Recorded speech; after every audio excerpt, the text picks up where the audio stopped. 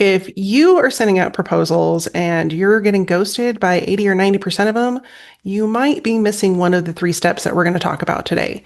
Typically, if you're getting ghosted after you had a meeting with somebody that you want to work with or that wants to work with you, chances are pretty high that you missed one of these steps. So stay tuned while we dive into the three critical steps to turning more of your proposal meetings into clients. If we haven't met yet, I'm Elisa Connor, and this is the Marketing Menagerie. Every week we get together and we talk about the marketing and business tactics that you're already implementing and how to optimize those so that they turn into more clients, more profit, and more revenue. So let's dive into it. You just recently, for example, had a conversation with somebody and it went really well. And you talked and you thought you were hitting it off. You sent them a proposal and then crickets. You've heard nothing. You've tried following up. Maybe you've even used the tried and true, hey, just following up, which by the way, please don't do that because it's so annoying and so textbook. I previously was in corporate. I worked for two really big companies, GE and Canon. And what I learned was that even the people that are trained to do sales are thrown into the fire without much training. I went through sales training with Canon, and I'm telling you what, their playbook was straight out of 20 years ago.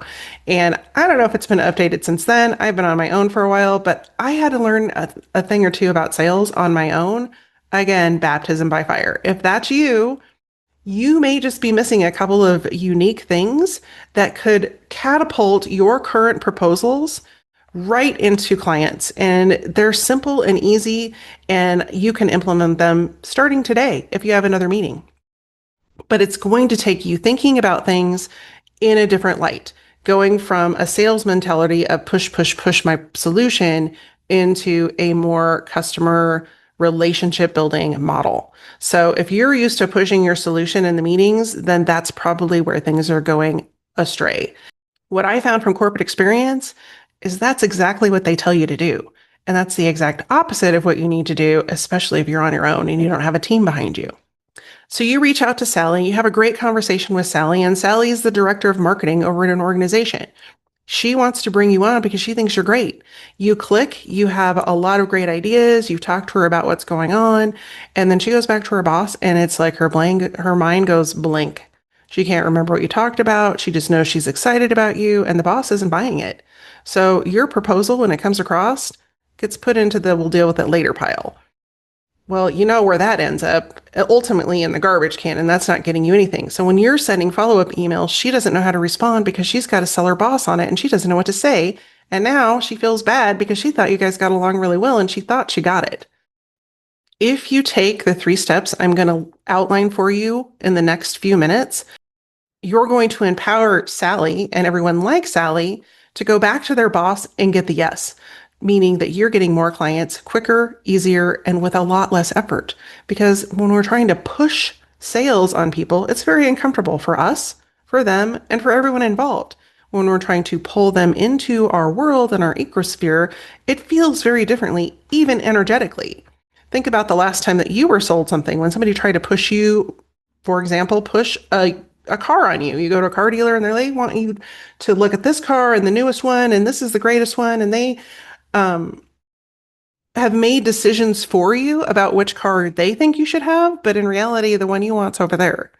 And they are just pushing their agenda on you without actually finding out more details about which car you want and why you want it. Are you ready to dive into the framework? It's pretty simple. It's only three steps. The first one is we got to talk about their problem. And not only do we need to talk about their problem, we need to write down four very specific things. Number one, what's broken right now? Why are they reaching out for help?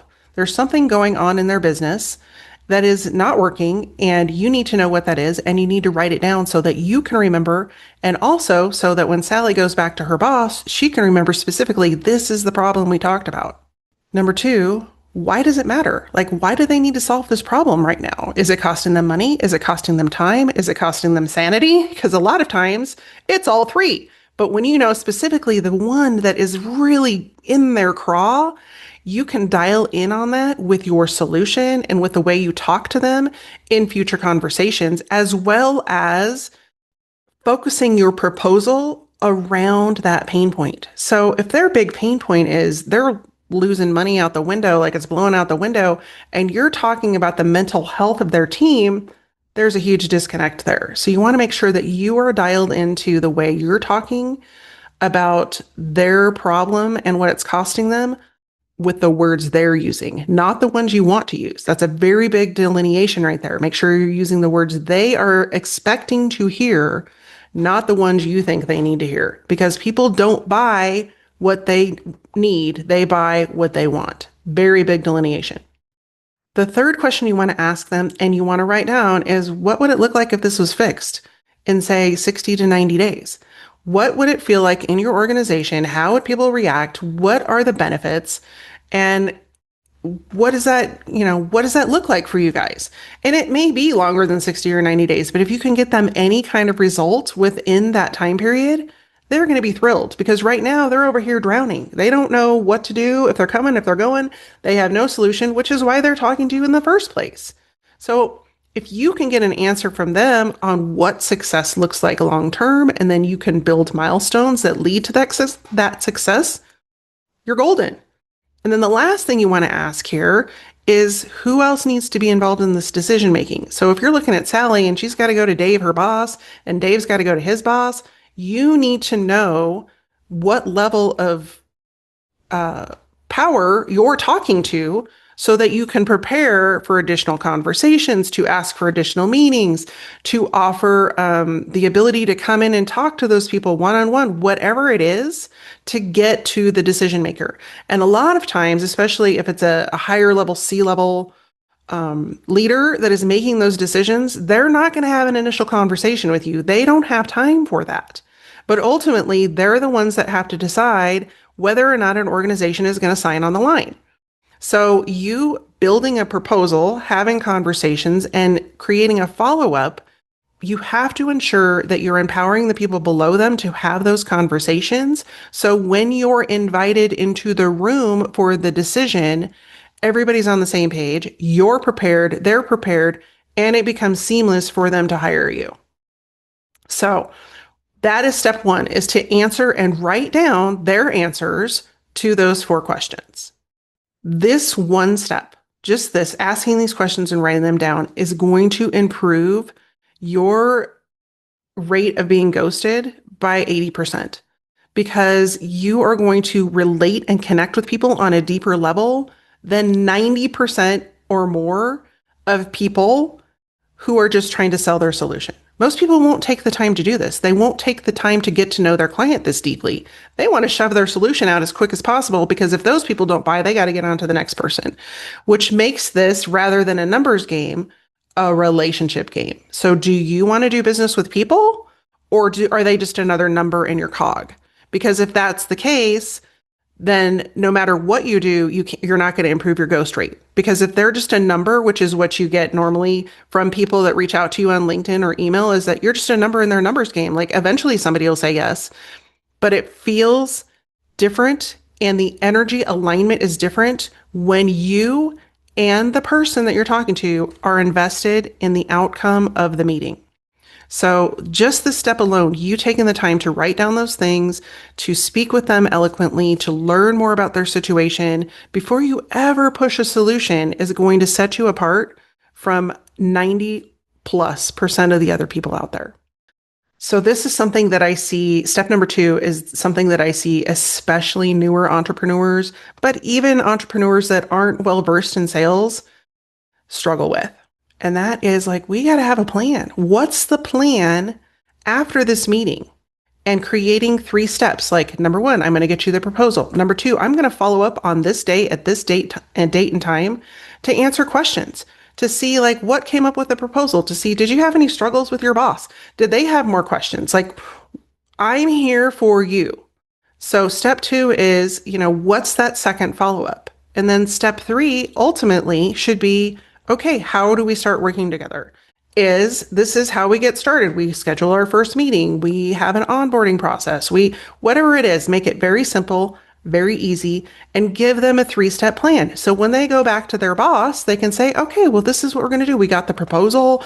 And then on this day, at this time, we've already set a meeting and she's going to be available to answer questions and bring anybody else in that might have to touch this process or be involved in the process, that needs to make a decision about the process. And then step 3 is this is how we get started. Like, it's pretty simple because that empowers them and you to know what the process is going forward. And it avoids sending endless emails to someone that they don't read, that they ignore, that they feel bad that they're ignoring, and stops the sales process. So when you give them a plan and it's an action plan with specific dates and times, it keeps people engaged. It keeps people moving forward. So if you're not doing step 2, it could be why you're not closing as many deals. What's really important for this step is the second part of it, which is getting the next meeting on everybody's calendar. And I would say most people, the majority of people skip this. They're nervous and they're worried about their proposal and they're worried about like how the meeting's going to end and how the meeting's going instead of forward thinking about, okay, what's next? Let's use the example of going to the dentist. When you go to the dentist, do you wait until 6 months later to book your appointment for the next dental cleaning, or do you do it the day that you have your dental cleaning? In most offices, they're going to book you before you leave the door because 1, calendars fill up, and 2, you're a captive audience right then and there. You don't have time to change your mind. You don't have time for other things to come up. You have it on your calendar. They have it on their calendar, and everybody is taken care of. Now, do things happen and appointments need to get changed? Of course. But in the majority of those appointments are held and kept because they're already on a calendar. So if you're doing that in your business, especially with leads, it's already on their calendar. They're going to show up. So if you're not doing that part of step 2, implement it right away and see how things change. Okay, so there is some follow-up because not everybody's going to respond and maybe meetings get pushed or things happen or whatever. It's not 100% success rate to use this system, which is why we have to move into step number 3, which is effective follow-up. And circling back and following up with you and all of those things are so overused. And I don't know if they like handed out some booklet to people for sales, probably, to use those exact emails, but they're not working. Of course, they're not working because they're not personalized and they're not reiterating all of the work that you already put in by implementing steps 1 and 2. So how do you follow up? Well, if you get ghosted, which can happen even with this process, and you follow up effectively using these messages, these specific messages, in this specific time frame, the chances that they're going to come back to you or at least respond increase exponentially. So the first one is you want to reach out to them in as much of a personal fashion as possible. Hey, Sally, we spoke a couple days ago. I sent over the proposal, and I know you needed to talk to your boss about A, B, and C. These were the problems we talked about. These were the 3 solutions that we came up with that would work best for your organization. And I want to make sure that you get on my calendar because my calendar is filling up and I want to make sure that you get a spot. So I have this spot available for solution B, which I really think is going to be the best for your organization because of A, B, and C. Let me know where you're at in the decision process so that I can reserve that spot for you. If you have any questions, get back to me. But do you see how that's much more personal than, hey, I'm just following up, see how things are going? Yeah. Which one are you going to respond to? Like somebody that's actually dialed into what your problem is, what your solution is, the people that you need to put that through, or somebody that's just following up, just circling back. Help me, Jesus. Do not do that. And I would say that email probably needs to be sent within a couple of days of you sending the proposal if you haven't heard back from them already. And that's a great email reminder for, hey, by the way, we already scheduled this meeting, so I just want to make sure that we have our bases covered before we sit down and meet. Like, this is the solution I'm thinking is perfect for you, but hey, if you have other thoughts or you're hearing other things, just let me know so that we can be the most prepared for that meeting as possible. So if you still haven't heard in a couple of weeks, now people get busy. So don't freak out if you haven't heard back because people get busy and they do need to be reminded, which is the great part of this three-step process is that you are following up. But say in a couple of weeks you haven't heard back. I usually give people about 6 to 7 business days. And so if I haven't heard back from somebody, then I follow up and I say, hey, I know this was really critical for you to solve because you're experiencing A, B, and C. I went ahead and took the initiative to create this 90-day plan for you. This is what it would look like. Very high level plan. Do not spend a lot of time on this. One of the things that I do for people that I am having conversations with, just as a real world example, is that if we have a conversation and they say they're struggling with A, B, and C, it's probably actually D, E, and F. And so I go and I do a free marketing assessment and I say, these are the things you're doing well. These are things that you should consider. And these are things that you need to implement right away to get this result.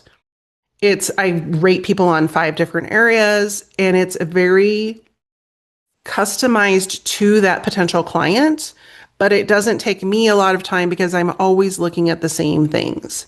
So if you can create something like that, that's going to give them a 90-day plan of like the things that they immediately need to tackle to start gaining traction on their problem, they're going to pay attention, even if they're not ready to make a decision yet. You're paying it forward and giving them something to consider and also giving them a little peek behind the curtain of the things that you're seeing that they're not. And that is immeasurable to people because more often than not, an outside perspective is something they don't have. Everybody that's in their organization and in their office and in their group probably has the same perspective because they're all kind of honed in working on the same thing. But when you come outside and go, hey, wait a minute, what about this over here? They're like, whoa, we never thought of it that way. So that 90-day plan or that assessment that gives them the next steps to start to get traction can really be valuable and can push them forward in making a decision. Whether that email comes before your next meeting, after your next meeting, during your next meeting, it doesn't matter. That 90-day plan or that plan that you're offering to show them like what their next steps are is immeasurable to them because it's something that they haven't heard before. Or if they have heard it before, they haven't taken action on it, and now they're seeing the value. The third and final message that I would send right away until you've heard something is around a week later, so 5 business days later, and it's a little bit of more urgency. Like my calendar is filling up. I know that you have these critical challenges. They're costing you this. We talked about it on our call. I only have 2 more slots available this month on my calendar. I want to make sure that I reserve one of those for you if you guys are ready to move forward. If you're not, that's okay. Let's set up a meeting so that we can address challenges, issues, other things that have come up that are delaying the decision. And let me see if I can work through some of those with you. If there's anything else I can do to help expedite this along, I'm happy to do that as well. And then give them the link to your calendar or give them a couple of days and times that would work for you, and go see if they'll respond that way. If not, then I move it to like maybe a 3-month reach out because they're obviously not ready to move forward yet, but that doesn't mean they won't be later, especially if the pain continues to develop and get worse, they're going to be reaching out sooner than later. But most people will stop reaching out after 3 messages. So if you continue to reach out or add them to your email list so that you can stay top of mind with them, that's also something you can put in that 3rd message is, hey, if you're not ready to make a decision on this, I'm happy to add you to my weekly email newsletter. I'm constantly giving people, up to the date industry information, research studies, whatever it is that you put in your newsletter so that you have these at your fingertips and you don't have to go and seek them out. If you want to be added to that, just hit reply and I'll add you to that, but I'm not going to do it until I hear from you. That can be a great way to stay in front of people, but if they don't respond to that, then you want to put it in your sales mechanism, your sales tracker to follow up with them in maybe 3 months. Cold leads don't necessarily go away. The reason they go away is because we don't follow up with them at all. People just assume, oh, 3 emails, they're not buying, they're out. But if we continue to stay in front of those people, sales cycles can be longer than that. Sales cycles can be up to 2 or 3 years. But the people that lose out on those deals are the people that give up and don't follow up enough in a give forward fashion. The other challenge that I run into working with coaches and consultants is they automatically, when they don't hear back on a proposal, assume it's their pricing. It's just a natural, like, oh, it's too expensive. Oh, they can't afford it. Whatever it is, which says a lot more about the way they are comfortable with their pricing versus the people they're presenting it to. But that's all something we have to work through. I'm going to say something that is probably going to be disputed throughout the internet, but most objections around pricing are not really about pricing. What you're missing in your proposal is the actual value and transformation that you're providing to the client for the investment that they're going to spend with you. If you haven't clearly identified the specific problems you're solving and how you're going to solve them and how long that's going to take, they will throw up the pricing objection because they're not connecting the value between this is what we're paying for and this is what we're getting. The good rule of thumb for that is to deliver 10 times the value of what you're charging. So if you're going to charge $10,000 a month, you need to look at your proposal and see, are you delivering $100,000 worth of value to these people for their $10,000 investment? Because when you do that and you actually deliver that value, you're no longer going to face pricing objections. You're actually going to get the opposite effect, which is, I can't believe how much this person is investing in me as a person and in my success to get me to my goal for the amount that we're paying. Like, it's going to seem like a bargain to pay you, but most people won't do that. They won't put in the effort to make themselves irreplaceable and the highest value on the market to differentiate them from everyone else. And that's the truth about pricing, is if you're going to charge $5,000 a month, you better be delivering $50,000 worth of value. And so what does that look like and how does that show up for the people you're working with? If you can't do that, then you got to rethink your whole pricing strategy and how you're approaching people, because people pay for transformation. They do not pay for problems. They already have those. They don't pay for tactics. They don't pay for another idea.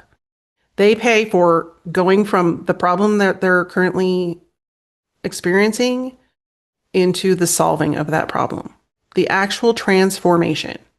So when you focus on that and how you deliver value, it is going to become a no-brainer for you to get these new clients. The proposals and the ghosting is going to go away if you simply focus on that. So when you're looking at pricing and you're hearing price objections like, oh, that's a lot of money, it's because they don't see the value in what you do. And you are the person responsible for communicating and defining that value in the eyes of them, not your eyes, their eyes. So the great part about this plan is that when you implement it and you start utilizing it, you're going to see better results. There's no way you can't see better results. Just focusing on those few things, it's going to differentiate you from everybody else in the marketplace, from your competitors for sure. And it's going to make your customers way more comfortable because they're going to have a plan going forward. They're going to know what to expect. They're going to know that you have their back, and they know that you're going to deliver the most value of anybody else in the industry. So let's create an action plan, because all the words in the world aren't going to help you if you don't take action. So for your next meeting, what's your plan? How are you going to reframe the way that you're selling? The first thing I recommend is writing down the problem and writing down those 4 specific things that we talked about in this episode on a piece of paper so that not only you have it, but they see you documenting their problem and realize that you're serious, like you're really serious about helping them solve this problem. And don't forget within that, after you define the problem, to set up your plan. Like that's really important and most people don't do it. Like we're going to do these next three things. These we're going to take these next three steps and let's do step number 1 right now by booking our next call. Because when you book that next call right away, they have it on their calendar. The chances that they're going to ditch you when they already have it on their calendar decrease substantially. Like any other emails that you might send to try and get them on the calendar at that point, they're already on there. Send them reminder emails like, I can't wait to see you. I'm super excited to talk about this. Did you come up with any questions? Whatever it is. It makes follow up when that second meeting is already booked way easier. You don't have to imagine things. You can actually just have a conversation. Last but not least, when you send the proposal, like follow the 3 email steps that I outlined above. Like if you haven't heard back from them and you've had the other meeting and you're still waiting to hear, follow up with genuine concern. Make sure you reiterate your value and make sure you reiterate what it's costing them right now to not solve this problem.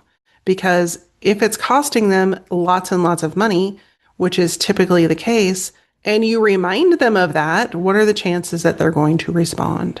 So if you are stuck with this and you're like, oh, I don't have any idea what to say in these things. I don't know what my value is. I don't know how to value. I don't know how to create that 10x difference in my pricing. I have a link to schedule a free assessment call with me. Those are some of the things that we can do in that 30-minute call to give you a plan going forward to get you more clients and to not only create better proposals and have better conversations one-on-one, but it's going to also help you when you're having online conversations through your content, through your website, and through everything else you're doing. So if you're struggling, hey, help is on the way. Just go down below, click the link, book your free assessment call, and we will get started and make sure you have an action plan to get you going in the right direction. Thanks so much for tuning in today. If you enjoyed this episode, I would love for you to hit the like button because YouTube really likes that. And if you want more content like this to show up in your inbox every week and you don't have to go search for it, then hit the subscribe button and you'll get a reminder when I release new content. In the meantime, I hope you have a great day. Take care, be well, and stay safe. I'll see you soon.